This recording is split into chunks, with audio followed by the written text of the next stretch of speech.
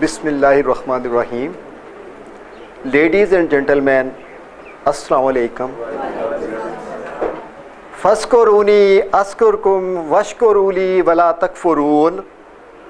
तुम मुझे याद करो, मैं तुम्हें याद रखूँगा। मेरा शुक्र अदा करते रहना, ना शुक्री न करना।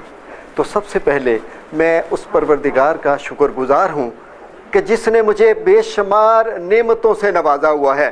देखने के लिए आंखें दी, सुनने के लिए कान दिए, काम करने के लिए हाथ दिए, चलने फिरने के लिए टांगें दी, और सबसे बढ़कर उसने मुझे सोचने के लिए माइंड अता किया और अपनी मर्ज़ी से सोचने का अख्तियार भी दे दिया। तो इस कदर उसकी बेपनाह नेमतें हैं कि मैं शायद ज़िंदगी भी पूरी लगा दूँ तो मैं शुक्र अदा करने के काबिल नहीं हूँ। उसके बाद मैं इंतहाई शुक्रगुज़ार हूँ जनाब डॉक्टर नदीम पीरज़ादा साहब का। ये मेरे पास तशरीफ़ लाए और इन्होंने कहा कि जी यहाँ पे सेमिनार करना है। इनका शुक्रगुज़ार हूँ। और इस सेमिनार का पॉसिबल करने के लिए जितने लोगों ने काम किया है उन सब का फ़र्दन शुक्रगुज़ार हूँ। और उसके साथ साथ ये जो इसकी हायर मैनेजमेंट है उन सब का मैं शुक्रगुज़ार हूँ कि अगर वो इसकी बुनियाद ना रखते तो शायद मैं यहाँ पे ना होता। तो सब लोगों का मैं फ़र्दन शुक्रगुज़ार हूँ। और इसके साथ साथ आप सब लोगों का मैं शुक्रगुज़ार हूँ कि आप आज मेरे साथ 2 घंटे गुजारेंगे। मैं आपको वेल्थ टेक की तरफ से खुश आमदीद कहता हूँ और रिफ़ा की तरफ से भी आपको खुश आमदीद कहता हूँ। ये बताइएगा कि आप में से किसी का किसी गाँव के साथ तल्लक है? गाँव के साथ, किसी गाँव के साथ को तल्लक हो या रहा हो? ये तो गाँव के करीब रहा हूँ, चले बस वो अच्छा।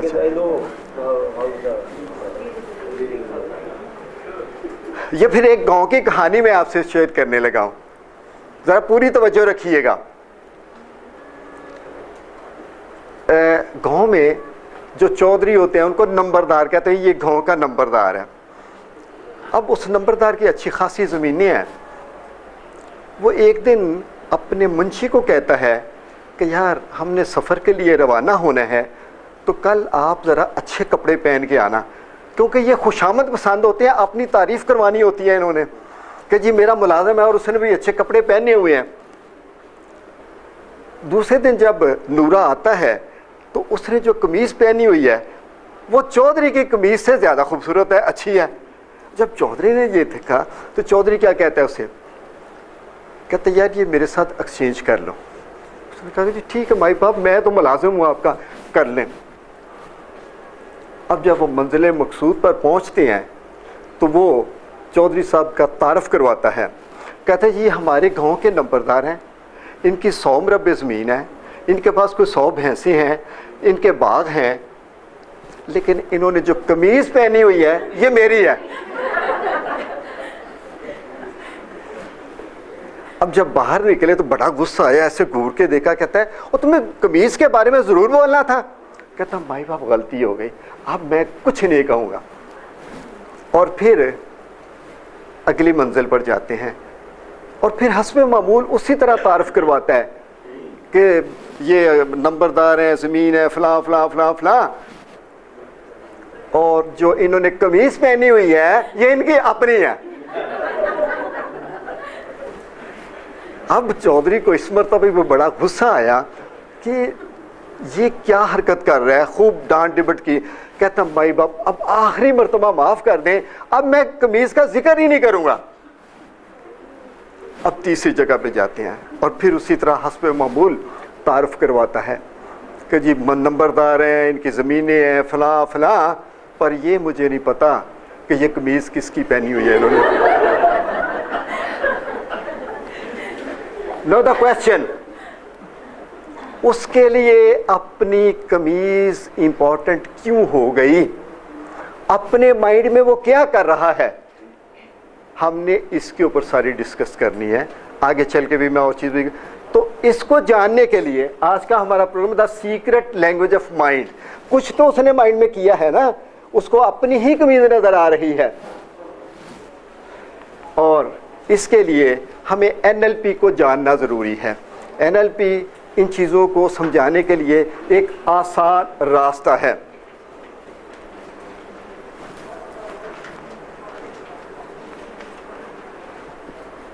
इससे पहले कि हम आगे चलें, मैं चाहूँगा कि आप अगले 2 घंटे के लिए अपने माइंड को बिल्कुल ओपन रखेंगे और जो चीज़ें हैं वो आप सोचे जो हैं या काम हैं उनको पीछे छोड़ दीजिएगा।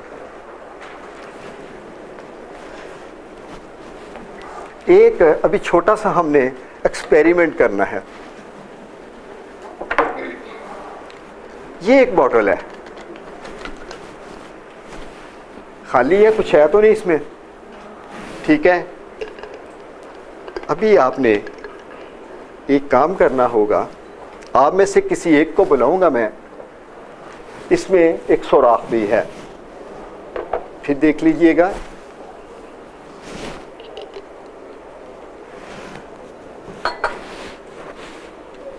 किधर रखा जी पानी? अच्छा,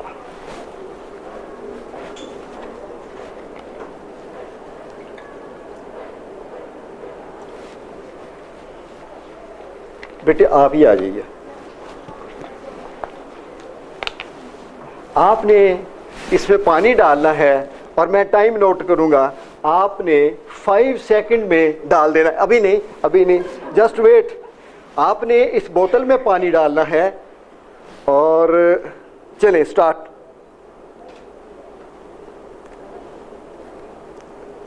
स्टॉप। 5 सेकंड गुजर गए,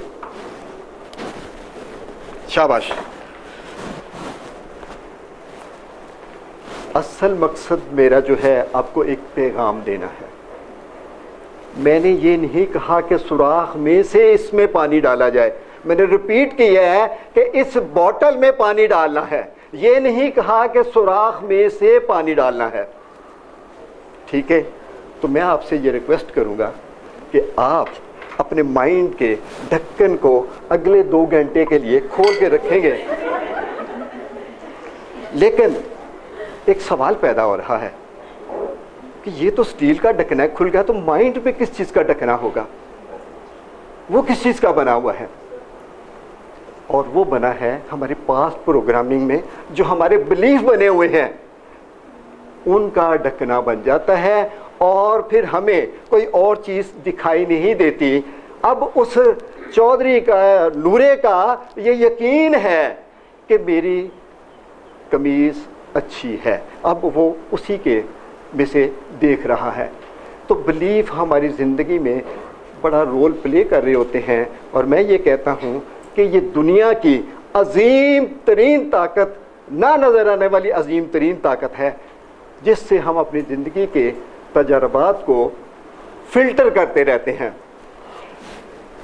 इसके लिए मैं आपको एक मिसाल भी देता चला जाऊँ। एक आम सी मिसाल है, वो अब्राहम साहलो की, एक जितने साइकोलॉजी वाले पढ़ी भी होगी उन्होंने। एक आदमी ये यकीन रखता है कि मैं लाश हूँ, बड़ा उसको बावर करवाया जाता है कि भाई तुम खाते हो, पीते हो, बैठते हो, उड़ते हो, चलते हो, फिरते हो, सब कुछ कर रहे हो, तो ये कैसे मुमकिन है कि तुम लाश हो? कहता नहीं जी मैं लाश हूँ। तो उसको कहा गया कि आप किसी लाश को प्रिक करके देखें। आया वापस, कहते हैं हाँ, लाश का खून तो मुंजमद हो चुका होता है, नहीं निकलता। तो फिर कहता है कि आपको प्रिक करते हैं। जब प्रिक किया, खून निकल आया, अब उसको क्या कहना चाहिए? क्या है भलाई? तो वो क्या कहता है? कहते हैं मैंने पहली मर्तबा देखा है कि लाश से भी खून बहता है। अब आप देखिएगा, ये यकीन का रोल है, उसका ये यकीन है, और ये यकीन ही हमारी ज़िंदगी में रोल प्ले कर रहा है और नज़र नहीं आता। और मैं इसके बारे में ये राय रखता हूँ, ये बिल्कुल ऐसे ही हैं हमारे लिमिटिंग बिलीफ या एम्पावरिंग बिलीफ। जैसे एक प्याज होता है, एक छिलका उतारे, नीचे से और उतारे, नीचे से और, नीचे से और नीचे से और ये हमारे सबकॉन्शियस की गहराइयों में बैठे होते हैं और हमारी ज़िंदगी को रन कर रहे होते हैं, लेकिन हमें नहीं पता होता। तो मुझे यकीन है कि अब अगले 2 घंटे के लिए आपकी तवज्जो मेरी तरफ ही रहेगी इंशाल्लाह। सब बिलीफ्स का बड़ा इंपॉर्टेंट रोल है। देन क्वेश्चन कि मैंने कहा कि सीक्रेट लैंग्वेज को समझने के लिए हमें NLP को समझने की ज़रूरत है। तो देन व्हाट इज़ NLP? और यहाँ पे कुछ लोग बैठे हुए हैं जिनको NLP के बारे में पता है। How many people are sitting here? जितने जो NLP के बारे में जानते हैं या जिन्होंने पढ़ा है? माशाल्लाह, काफ़ी लोग हैं। फिर तो आप मेरी मदद करेंगे यकीनन दरमियान में। इसको ये मुखफ़िफ़ है न्यूरो लिंग्विस्टिक प्रोग्रामिंग। तो फिर ये बात क्या बनी? Neuro refers to the human nervous system including 5 senses. इसके ऊपर हम डिटेल से डिस्कस करेंगे इस पोर्शन के ऊपर। उसके बाद refers to the verbal and non verbal languages which we use to communicate with others and ourselves.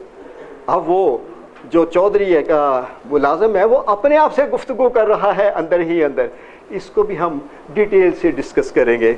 और then to organise languages to achieve most wanted results in our lifes as well as lives of the others. तो इन तीनों portions के ऊपर हम detail से discuss करेंगे ताकि आपको पता चल जाए कि वो सीक्रेट लैंग्वेज क्या है। और मज़े की बात यह है कि आप रोज़ाना इस्तेमाल कर रहे हैं, सिर्फ फ़र्क ये है कि अब आपने उसको डेलिबरेटली यूज़ करना है। अगर नूरा उस कमीज़ के लिए इसको इस्तेमाल कर रहा है तो वो अपनी कामयाबी के लिए भी कर सकता है, but he don't know about that how to use it for my success. उसको नहीं पता। कर रहे हैं लेकिन डेलिबरेटली करना है अब हमने। तो इसको समझने के लिए मैं आपसे ज़िंदगी के 1-2 एक्सपीरियंस शेयर करूँगा ताकि आपको ये मालूम हो जाए कि माइंड में लोगों ने क्या किया है और हम क्या कर रहे हैं। एक बच्चे की कहानी है, उसकी 11 साल उम्र, उसकी माँ बड़ी माजूर और बहन भाई है नहीं, गुर्बत है। और 8 साल तक आप अपनी माँ की खिदमत करता रहा, इवन कि उसको कपड़े पहनाने, नहलाना धुलाना, क्योंकि तेरे पास नो बॉडी, कोई और शख्स नहीं था। Finally she expired. उसको इसका बड़ा दुख हुआ, सदमा हुआ, और उसने एक इरादा कर लिया, एक फ़ैसला कर लिया कि मैं अपनी ज़िंदगी इंसानियत की फलाह के लिए वक़्फ़ करता हूँ।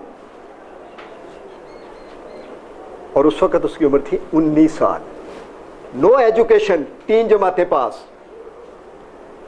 उसके बाद उसने ठेला चलाना शुरू कर दिया और 5000 रुपया इकट्ठा किया उसने, और उसने फ्री डिस्पेंसरी का आगाज़ कर दिया। और वो सिलसिला जारी हो गया। इस वक्त इस आदमी को 18 इंटरनेशनल अवार्ड मिल चुके हैं, 3 जमातें पास, 8 नेशनल अवार्ड मिल चुके हैं, और IBA और ब्रैडशायर यूनिवर्सिटियों से इसको डॉक्टरेट की ऑनररी डिग्री मिल चुकी है। इसने अपने माइंड में क्या किया? पहले तो ये सवाल है कि आपने पहचान लिया ये कौन है? शाबाश। अब आप देखिएगा कि अब्दुल सत्तार ईदी आपके दिलों में रचा बसा है। किस लिए? उसने उस वक़्त फ़ैसला किया, उसने अपने माइंड को किस तरह इस्तेमाल किया कि उसने इस तरह की अचीवमेंट कर ली। अगर वो कर सकता है तो हम भी कर सकते हैं। वो लैंग्वेज को हमने समझना है और यहाँ पे प्रैक्टिकल भी करेंगे हम, यानी वो खाली ज़बानी बात नहीं, हमने प्रैक्टिकली करके देखना है कि क्या वाकया ही इस तरह करने से रिज़ल्ट आता है। एक छोटी सी एक और स्टोरी शेयर कर दूं। एक आदमी सुबह ऑफिस जाने के लिए अलार्म लगाता है, और जो ही अलार्म बोलता है, सर्दियों का मौसम है, बिस्तर गर्म है, अलार्म बोलता है, वो बंद करते कहते यार चले आज नहाएंगे नहीं, 10 मिनट और आराम कर लें।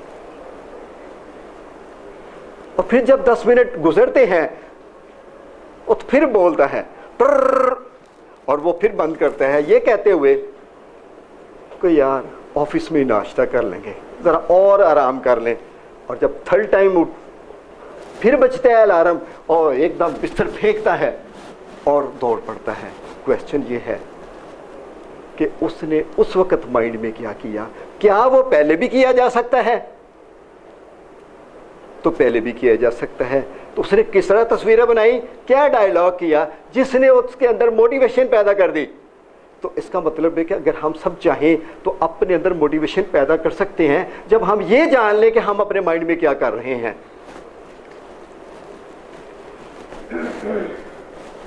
एक लास्ट स्टोरी, आप में से अल्फला बिल्डिंग कितने लोगों ने देखी हुई है? आपने भी देखी हुई है। इसकी 4 मंजिलें हैं टोटल। ये बहुत पुरानी बात है। एक आदमी लिफ्ट में बैठ कर ऊपर जा रहा है और जो ही वो दूसरी मंजिल पर पहुंचती है बिजली चली जाती है और वो बाहर से जोर जोर से मारना शुरू करता है, ठाड़ निकाले, मर गया, बचाओ बचाओ बचाओ, शोर मचा रहा है। बहरहाल इट टेक्स टाइम, जब ऐसा काम हो जाए तो वक्त लगता है, और जब उसको बाहर निकाला गया तो वो नीम बेहोश था। और उसके बाद उसने जिंदगी भर के लिए लिफ्ट में बैठना छोड़ दिया। क्वेश्चन ये है कि उसने अपने माइंड में क्या किया? तो ये हम मिलजुल के आज तलाश करते हैं कि इन लोगों ने अपने माइंड में क्या किया कि कामयाबी हुई, या इमोशनल प्रॉब्लम जैसे वो फोबिया में मुब्तला हो गया। अगर हमें ये पता चलता है कि क्या किया तो फिर हम तब्दील भी कर सकते हैं उसको। सो बात चल रही थी NLP की, न्यूरो लिंग्विस्टिक प्रोग्रामिंग। तो सबसे पहले हम ज़रा नर्वस सिस्टम के ऊपर बात करते हैं। आपके घरों में टीवी भी होगा आजकल, तो LCD आ गई हुई है। अगर इस कंप्यूटर के हैं, अगर उसकी बैक को खोला जाए तो उसके अंदर आपको बेशुमार तारें नज़र आती हैं, और आजकल वो तारें एक प्लेट की सूरत में हो गई हुई हैं। पहले दूसरी तरफ थी, अब बदल गई हैं, यानी एक पूरा जाल फैला हुआ है।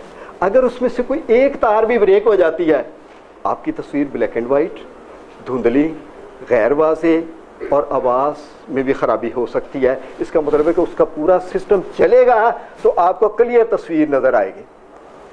इसी तरह अल्लाह ताला ने इंसान को अशरफुल मखलूक़ात बनाया और इसके अंदर एक नर्वस सिस्टम डाला। और सादा अल्फाज में अगर बात करूं तो पूरे जिस्म में एक जाल फैला हुआ है, सर से लेकर पाँव तक। और इसी नर्वस सिस्टम की जो कारकर्दगी है या सलाहियत है कि यही काम असर अंजाम देता है। और अगर हम इसको टेक्निकली बात करें तो फिर central nervous system, peripheral nervous system, autonomic nervous system, उसका फिर आगे चल के सिंपैथेटिक और पैरासिम्पैथेटिक नर्वस सिस्टम। लेकिन अगर हम इसको सादा बात में करते हैं तो एक जाल फैला हुआ है जिसकी बदौलत हमारी ज़िंदगी में नताइज पैदा हो रहे हैं।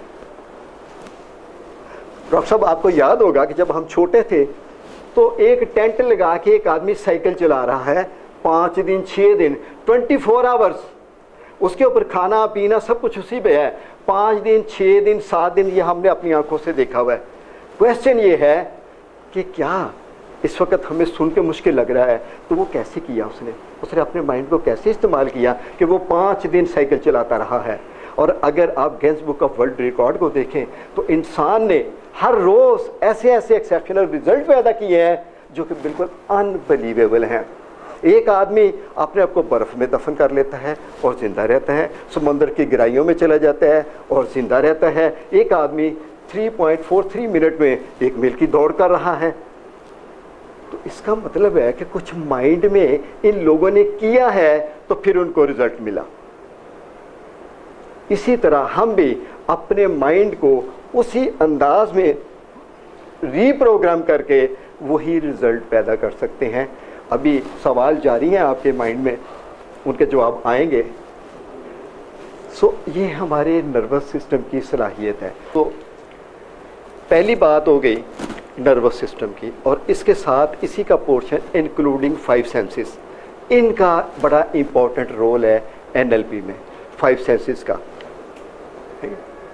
अब 5 सेंसेस को NLP में मोडेलिटीज़ का लफ्ज़ दिया गया है। 1 को मोडेलिटी और 5 को मोडेलिटीज़ कहा जाता है। अब मैं जब भी लफ्ज़ मोडेलिटी इस्तेमाल करूँगा, इट मीन्स कि आपके माइंड में 5 सेंसेस होंगे। सो यूज़ ऑफ मोडेलिटीज़, अब क्लैरिटी होगी, ये 5 सेंसेस।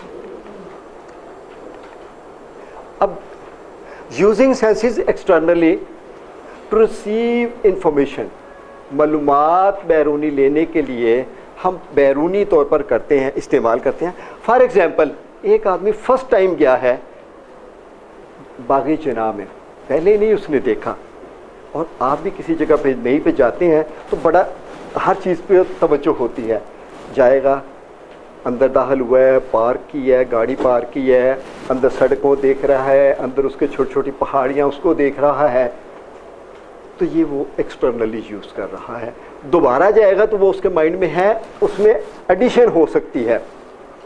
तो पहला काम एक्सटर्नली यूज़ करना, और फिर दूसरा ये है कि उन्हीं सेंसेस को उस किसी इंफॉर्मेशन को रिकॉल करने के लिए इंटरनली यूज़ करना है।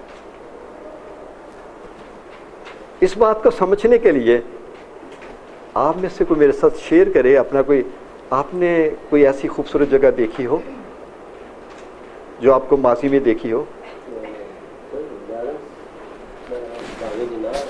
अच्छा, चलें ज़रा अपना एक्सपीरियंस शेयर कीजिएगा। आपको अगर मैं ये पूछूं कि आपने क्या देखा उसमें, लारस में क्या देखा? सर अपना अगर खड़े हो जाएंगे, इफ यू डोंट माइंड, क्योंकि इन लोगों को आपकी आंखों। जी सर।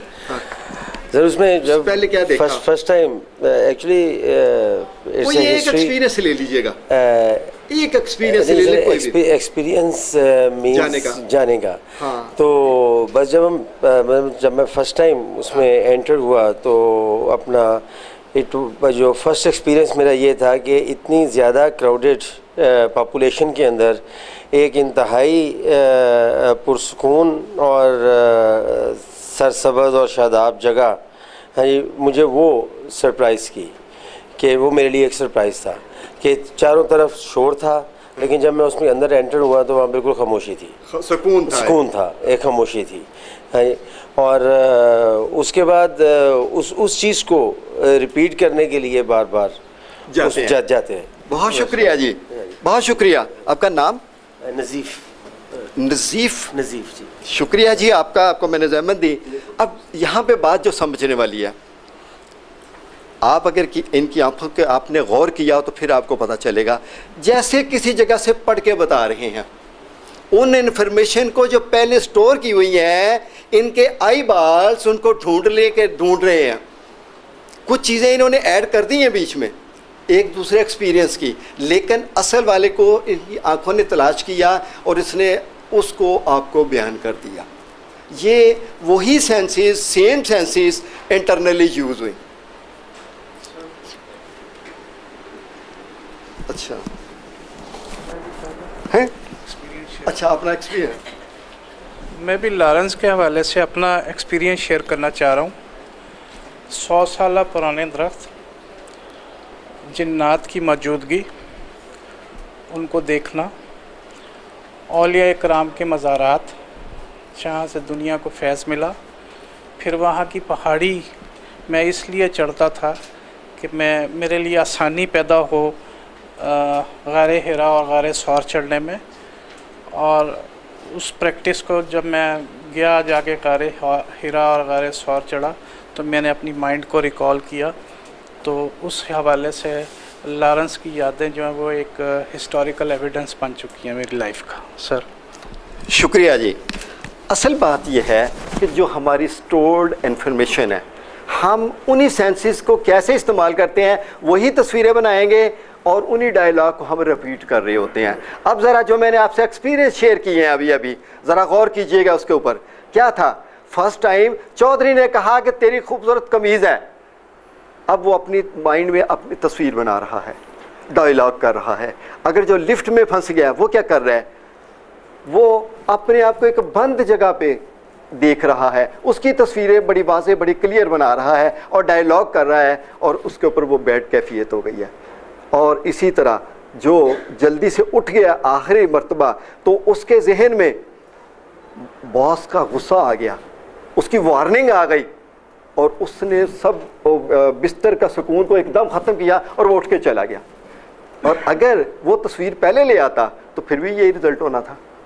लेकिन हम ये नहीं जानते कि हमने पहले कैसे करना है। आज हम मिलजुल के इसके ऊपर देखते हैं कि हमने पहले कैसे करना है ताकि हमें वो रिज़ल्ट मिल जाए जो हम रिज़ल्ट हासिल करना चाहते हैं।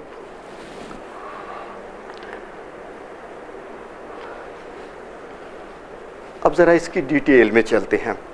लफ्ज़ बोला था मोडेलिटी, अब सब मोडेलिटी एक नया लफ्ज़ आ गया। यानी अगर देखने वाली सेंस है तो उसके जो छोटे हिस्से हैं उसको कहते हैं सब मोडेलिटी। अब ज़रा गौर से सुनिएगा मेरी बात को। जब आप किसी चीज़ को देखते हैं तो आप तस्वीर बनाएंगे, और तस्वीर कलरफुल या ब्लैक एंड वाइट, छोटी या बड़ी, वाज़े या गैर वाज़े, दूर या करीब, शफाफ या धुंधले, किसी एक अंदाज में बनाएंगे। और ये हमें आप थोड़ी देर के बाद ये करके देखना है कि क्या वाकई ऐसे होता है। तो उसके हमारे नर्वस सिस्टम पर असरात मुरतब होते हैं और उसी तरह वो रिएक्ट करता है जिस तरह की आप तस्वीरें माइंड में बना रहे हैं। ये आगे इसको कहते हैं विजुअल मॉडल, सब मोडेलिटीज़। ये वो लैंग्वेज बननी है, इसको आपने तब्दील करना है। ये वो सीक्रेट है, जबकि मैंने कहा कि सीक्रेट नहीं है, आप कर रहे हैं, लेकिन आज के बाद आपने इसको डेलिबरेटली इस्तेमाल करना है। यही मकसद है आज का मेरा।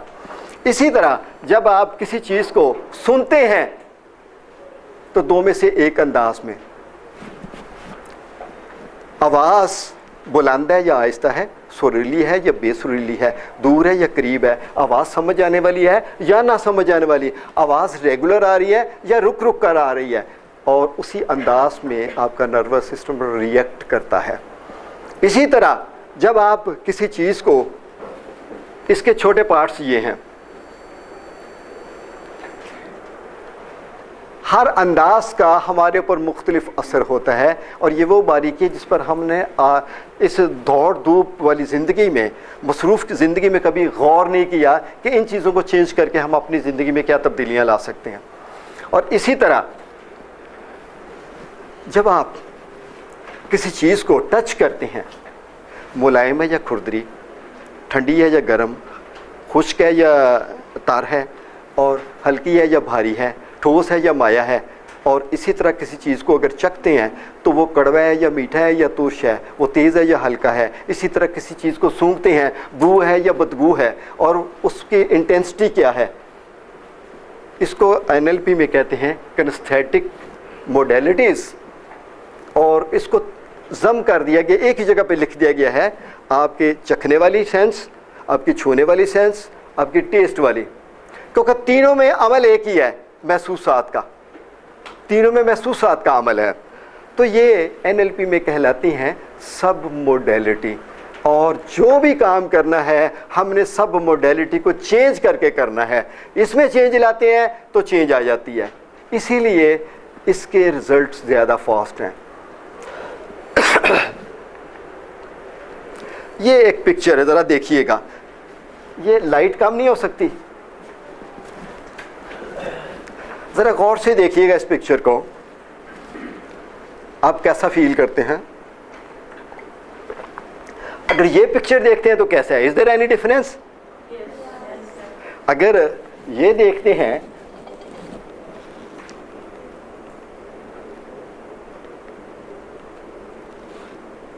कहाँ पे आपका रिएक्शन ज़्यादा होता है? कलरफुल। अच्छा चलिए एक और तस्वीर देख लेते हैं हम। ये एक तस्वीर है, एक मंजर है। How do you feel when you look at it? Look at it. और अगर ये देखते हैं तो फिर क्या है? हैं? क्लियर है, अट्रैक्शन है, यानी एक सुकून है, एक आपके अंदर फीलिंग है।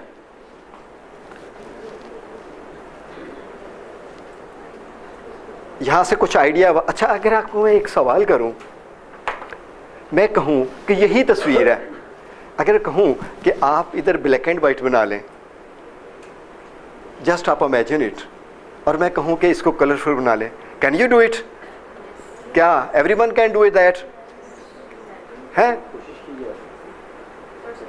शाबाश, यही मैं सवाल जवाब सुनना चाह रहा था। कुछ लोग इमेजिन करेंगे, डायलॉग करके कर सकते हैं, आपने कहा कोशिश, क्योंकि आप डायलॉग करेंगे तो होगा। तीन किस्म के लोग होते हैं, ऑडिटरी, विजुअल और किनेस्थेटिक। सारे डायरेक्टली पिक्चर चेंज नहीं करेंगे, कुछ ये करेंगे कि हाँ मैं देख रहा हूँ, कलरफुल तो उसकी कलरफुल हो जाएगी। So we can do it, हमारे अंदर ये एबिलिटी है। अब ज़रा सारे एक्सपीरियंस को देखिएगा जो पीछे गुजरे हमारे, जो मैंने आपको स्टोरियाँ सुनाई। मुंशी इस अंदाज में तस्वीरें बना रहा है। अगर वो ब्लैक एंड बनाए, अगर वो ब्लैक एंड वाइट कर देगा तो आपके ऊपर अगर इफेक्ट बदल गया तो उसके ऊपर भी बदलेगा, अट्रैक्शन कम हो जाएगी। इसी तरह अब्दुल सत्तार ईदी अपनी सक्सेस को बुलंदियों पे देख रहा है, इंसानियत की फलाह, और उसने कितनी हदें बना ली हैं वो उसके माइंड में हर वक्त तारी रही हैं। आज भी यहाँ फुटपाथ पे खड़ा हो जाए तो करोड़ों रुपया लोग दे के चले जाएंगे उसको, और उसके बारे में यह है कि उसने कभी नमाज ही नहीं पढ़ी। लेकिन जहाँ कहीं ऐसी बात होती है तो वो दुनिया के सारे काम छोड़कर पहुँच जाता है। और 2005 में ये दुनिया की सबसे बड़ी एम्बुलेंस प्रोवाइडर NGO थी, इसका रिकॉर्ड है। और अगर वही फिर आ जाएगी बात कि जिसको मोटिवेशन अलार्म भी हुई, तो उसने भी इसी तरह कलरफुल पिक्चर बनाई है बॉस के। और बॉस के कुछ लोग डायलॉग सुनेंगे और कुछ लोग तस्वीरें बनाएंगे, दोनों काम साथ साथ हो रहे होते हैं, लेकिन रिजल्ट दोनों का एक ही होता है।